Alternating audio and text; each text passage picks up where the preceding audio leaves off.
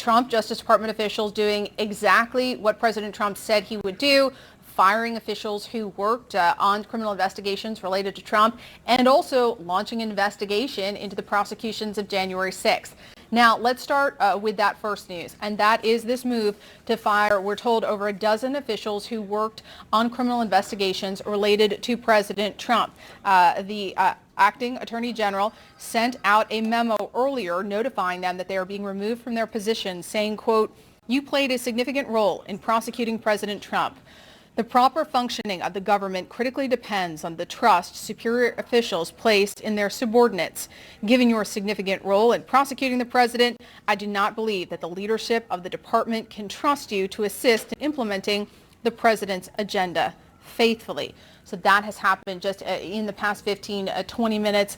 And then earlier this afternoon, we learned that the Trump administration is also launching what is being described a, quote, special project to investigate certain charges that were pursued in the larger January 6th investigation. So this isn't related to President Trump, but this is related to January 6th prosecutions where individuals were charged with obstruction of justice.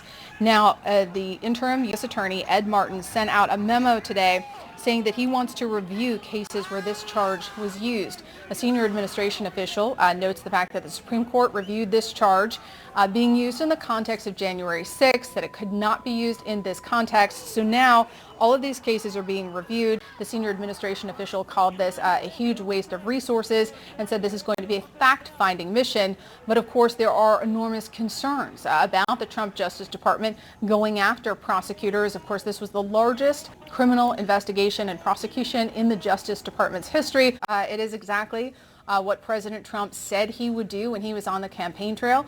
He made it clear that he would fire Jack Smith. Officials that I've spoken with said that they could expect anyone who worked in Jack Smith's office to be pushed out. There is an enormous amount of distrust from the president's team of anyone who worked related to the special counsel's office. So it's not a surprise in terms of what they signaled they would do, but it is a surprise because these are career officials who are supposed to be impartial. They're supposed to be able to do their job, investigate, follow the facts where they may lead without retaliation.